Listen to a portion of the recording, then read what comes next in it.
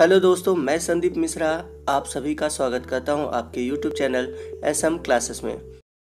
तो हमारा आज का पहला क्वेश्चन है, गुरुत्वीय विभव यानी कि ग्रेविटेशनल पोटेंशियल का मान सदैव होता है।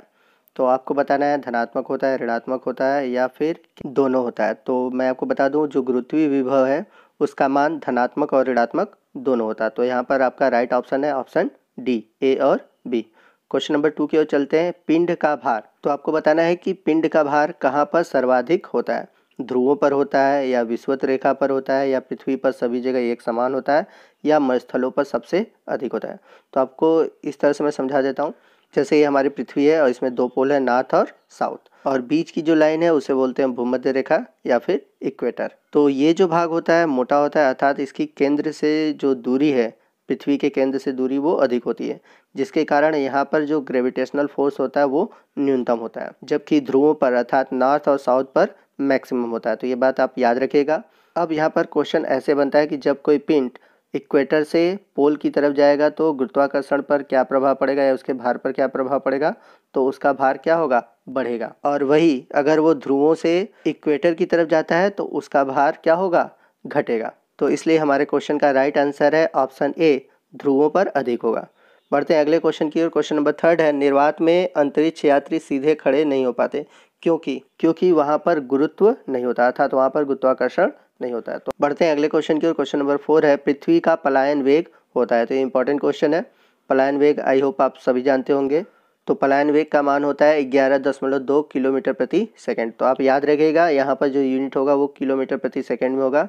कभी कभी यहाँ पर यूनिट चेंज कर देता है, कभी मीटर प्रति सेकंड में या फिर किलोमीटर मिनट में, ऐसे करके दे देता है। तो आप इस बात को याद रखिएगा और इस तरह के क्वेश्चन चेंज करके पूछे जाते हैं। तो इंपॉर्टेंट क्वेश्चन है। तो पलायन वेग क्या होता है मैं आपको बता देता हूँ कि जब भी हम किसी पिंड को ऊपर फेंकते हैं तो वो नीचे आता है, लेकिन अगर हम इसको 11.2 किलोमीटर प्रति सेकंड के वेग से फेंकें तो वह पृथ्वी की कक्षा को छोड़कर अंतरिक्ष में चला जाएगा। तो इस वेग को हम बोलते हैं पृथ्वी का पलायन वेग। क्वेश्चन नंबर 5 है, भूतुल्यकालिक उपग्रह के परिक्रमण की अवधि होती है। तो इसका राइट आंसर है ऑप्शन बी, 24 घंटे। तो इसका जो परिक्रमण काल होता है वो 24 घंटे होता है। और यदि बात करें हम इसके हाइट की, तो इसकी जो हाइट होती है वो होती है 35,000 किलोमीटर या उससे ऊपर। इसे हम जियो सैटेलाइट कहते हैं और यह GSLV से लॉन्च होता है।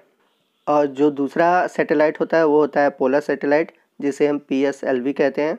और इसकी जो ऊंचाई होती है वो लगभग 2000 किलोमीटर से लेकर 35,000 किलोमीटर के बीच होता है। और इससे भी कम होता है लोअर सैटेलाइट, जिसे हम बोलते हैं SSLV। इसकी जो हाइट होती है वो लगभग 200 किलोमीटर से लेकर 2000 किलोमीटर के बीच होता है। बढ़ते हैं अगले क्वेश्चन की ओर। क्वेश्चन नंबर 6 है, गुरुत्वाकर्षण नियम का प्रतिपादन किसके द्वारा किया गया था। तो राइट ऑप्शन है आपका ऑप्शन बी, न्यूटन। बढ़ते हैं अगले क्वेश्चन की ओर। क्वेश्चन नंबर 7 है, एक अंतरिक्ष यात्री को उसके अंतरिक्ष यान में पृथ्वी के परिक्रमा करते समय कैसा अनुभव होता है। तो राइट ऑप्शन है ऑप्शन डी, भारहीनता का, अर्थात वेटलेस। एक चीज़ यहाँ पर आप याद रखिएगा, वो भारहीन होगा परंतु द्रव्यमानहीन नहीं होगा। बढ़ते हैं क्वेश्चन नंबर 8 की ओर। लोलक घड़ियाँ गर्मियों में क्यों सुस्त हो जाती हैं। तो इसका रीज़न ये है कि ग्रीष्मकाल में लोलक की जो लंबाई होती है वो बढ़ जाती है, जिससे इसके दोलन में लगा हुआ जो समय होता है वो बढ़ जाता है। आपका क्वेश्चन ऐसे भी आ सकता है कि लोलक की लंबाई का बढ़ना क्या दर्शाता है। तो राइट आंसर होगा घड़ियों का सुस्त होना। बढ़ते हैं अगले क्वेश्चन की ओर। क्वेश्चन नंबर 9 है, पीसा की झुकी हुई मीनार क्यों नहीं गिरती। तो क्यों नहीं गिरती, इसका रीज़न ये है कि इसके गुरुत्व केंद्र में जाने वाली जो ऊर्ध्वाधर रेखा है पृथ्वी तल के अंदर रहती है। बढ़ते हैं अगले क्वेश्चन की ओर। क्वेश्चन नंबर 10 है, पृथ्वी की परिक्रमा करता हुआ कोई उपग्रह इसलिए पृथ्वी पर नहीं गिरता क्योंकि जो पृथ्वी का आकर्षण है उसकी गति के लिए त्वरण प्रदान करता है। तो ये रीज़न है जिसकी वजह से कोई भी उपग्रह पृथ्वी तल पर नहीं गिरता। इसके अलावा अभिकेंद्र बल भी कार्य करता है। तो यहाँ पर मैं आपको एक चीज़ और बताना चाहता हूँ। तो जैसे मान लीजिए कि यहाँ पर सन है और इसका गुरुत्वाकर्षण बहुत अधिक है और हमारी पृथ्वी जो है इसके चारों ओर घूमती है, पर आपको पता होगा कि ये गोल नहीं घूमती, परवलयाकार घूमती है। तो जब ये सूर्य से दूर रहता है तो बहुत धीमा घूमता है, परंतु जब ये सूर्य के पास आता है तो इसका जो एक्सेलरेशन होता है वो बहुत हाई हो जाता है। तो एक्सेलरेशन अर्थात त्वरण बढ़ने के कारण क्या होता है कि स्पीड हाई हो जाती है और जिसके कारण जो आकर्षण होता है वो कम हो जाता है, जिसके कारण कोई भी पिंड गुरुत्वाकर्षण की ओर नहीं गिरता। तो यहाँ पर एक क्वेश्चन और भी पूछा जाता है कि जब पृथ्वी सूर्य के पास आती है तो क्या होता है। तो सूर्य के पास जब पृथ्वी पहुँचती है तो उसका गति क्या होता है, बढ़ जाता है। तो इस तरह का भी क्वेश्चन पूछा जाता है, तो आप इसके लिए भी तैयार रहिए। बढ़ते हैं अगले क्वेश्चन की ओर। क्वेश्चन नंबर 11 है, चंद्रमा पर कोई वायुमंडल नहीं है क्योंकि चंद्रमा पर गैस के अणुओं का पलायन वेग वर्ग माध्यमूल से कम होता है। तो यदि हम बात करें चंद्रमा की, तो चंद्रमा पर जो पलायन वेग है वो पृथ्वी की अपेक्षा कम है, जिसके कारण जो चंद्रमा का वायु है या वायुमंडल है वो पृथ्वी की ओर आ जाता है, इसलिए वहाँ पर वायुमंडल नहीं होता। तो याद रखिएगा, किसी भी ग्रह पर वायुमंडल का होना डिपेंड करता है उस ग्रह पर ग्रेविटेशनल फोर्स है या नहीं। अगर रहेगा तो वहाँ पर वायुमंडल उपस्थित रहेगा। बढ़ते हैं अगले क्वेश्चन की ओर। क्वेश्चन नंबर 12 है, यदि कोई उपग्रह पृथ्वी तल के अति निकट किसी कक्षा में परिक्रमा कर रहा है तो उसका अच्छी वेग निर्भर करता है। तो याद रखिएगा, यदि कोई उपग्रह पृथ्वी तल के अति निकट किसी कक्षा में परिक्रमा करता है तो उसका जो अच्छी वेग होता है पृथ्वी के त्रिज्या पर निर्भर करता है। क्वेश्चन नंबर 13 है, जब कोई वस्तु ऊपर से गिराई जाती है तो उसका भार होता है। तो राइट ऑप्शन है ऑप्शन बी, अपरिवर्तित रहता है। बढ़ते हैं अगले क्वेश्चन की। क्वेश्चन नंबर 14 है, जब भू स्थिर उपग्रह छोड़ा जाता है तब यह गति करता है। तो इसकी गति होती है भूमध्य रेखा पर पश्चिम से पूर्व की ओर। तो इसका रीज़न ये है क्योंकि हमारी जो पृथ्वी होती है पश्चिम से पूर्व की ओर घूमती है। तो यहाँ पर एक बात और याद रखिएगा, हम सभी जानते हैं कि जो हमारी पृथ्वी है पश्चिम से पूर्व की ओर घूमती है, इस कारण जो हमें सूर्य है पूर्व में उगता हुआ दिखाई देता है। आप इसको इस तरह से भी समझ सकते हैं, जैसे हम किसी बस से जाते हैं तो जब हम बस से आगे की ओर जाते हैं तो जो पेड़ है हमें पीछे की ओर जाते दिखाई देते हैं। तो ठीक उसी प्रकार जो हमारा सन है, सन तो घूमता नहीं है लेकिन हमारी पृथ्वी क्या होती है, घूमती है। तो जब हमारी पृथ्वी पश्चिम से पूर्व की ओर घूमती है तो जैसे लगता है कि जो सूर्य है वो पूरब से पश्चिम की ओर जा रहा है। तो अब आते हैं हम प्रश्न पर। तो प्रश्न में पूछा गया कि जब भू स्थिर उपग्रह छोड़ा जाता है तब यह गति करता है। तो यह हमेशा भूमध्य रेखा पर पश्चिम से पूर्व की ओर गति करता है। अब दूसरा क्वेश्चन ये पूछा जाता है कि उपग्रह को क्यों भूमध्य रेखा पर से छोड़ा जाता है, क्योंकि वहाँ पर ग्रेविटेशनल जो फोर्स होता है वो कम होता है। तो इसीलिए किसी भी उपग्रह को कभी भी ध्रुवों से लैंड नहीं किया जाता। बढ़ते हैं क्वेश्चन नंबर 15 की ओर। निम्न को सुमेलित कीजिए। तो पहला दिया हुआ है, वस्तु का भार अधिकतम होता है। तो वस्तु का जो भार होता है वो पृथ्वी की सतह पर या फिर ध्रुवों पर अधिकतम होता है।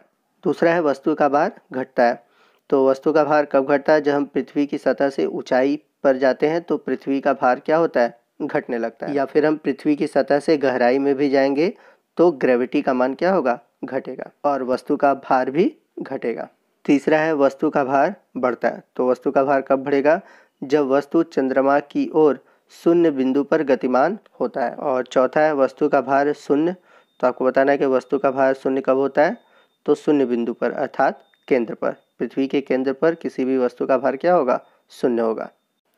अगला क्वेश्चन है, क्वेश्चन नंबर 16 है, एक व्यक्ति कृत्रिम उपग्रह में भारहीनता का अनुभव करता है क्योंकि पृथ्वी के कारण लगा आकर्षण बल। तो आकर्षण बल क्या हो जाता है, पृथ्वी के कारण अभिकेंद्र बल के बराबर हो जाता है। इसके लिए मैं एक और उदाहरण आपको बताना चाहूँगा जिससे आप इजीली समझ पाएंगे। जैसे एक बाल्टी है और उसमें हम लोगों ने पानी भर लिया।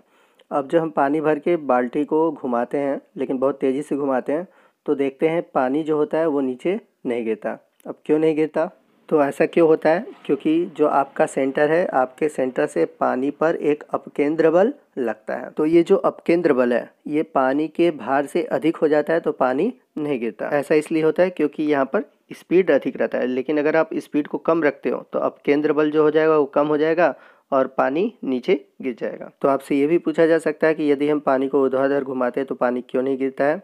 तो उसका कारण यही है कि जो अपकेंद्र बल होता है वो पानी के भार से अधिक होता है अर्थात द्रव्यमान से अधिक होता है, जिसके कारण वो नहीं गिरता। क्वेश्चन नंबर 17 है, भारहीनता होती है। तो राइट आंसर है, गुरुत्वाकर्षण की शून्य स्थिति को हम बोलते हैं भारहीनता। बढ़ते हैं अगले क्वेश्चन की ओर। क्वेश्चन नंबर 18 है, दो उपग्रह पृथ्वी के चारों ओर समान विद्युत पथ में गति कर रहे हैं, तब उनके समान होने का प्रतिबंध है। तो इस टेस्ट सीरीज में हम लोगों ने जितने भी ग्रेविटी से जुड़े हुए थ्योरेटिकल पोर्शन थे उसको टच किया। अगले पार्ट में हम लोग ग्रेविटी से जुड़े हुए जितने भी न्यूमेरिकल वाले पोर्शन हैं उनको टच करेंगे। तो आज के वीडियो में बस इतना ही। यदि आपको वीडियो अच्छा लगा है तो वीडियो को जरूर लाइक कीजिएगा। कोई भी डाउट हो आप हमसे कमेंट करके पूछ सकते हैं। आज के लिए बस इतना ही। जय हिंद, जय भारत।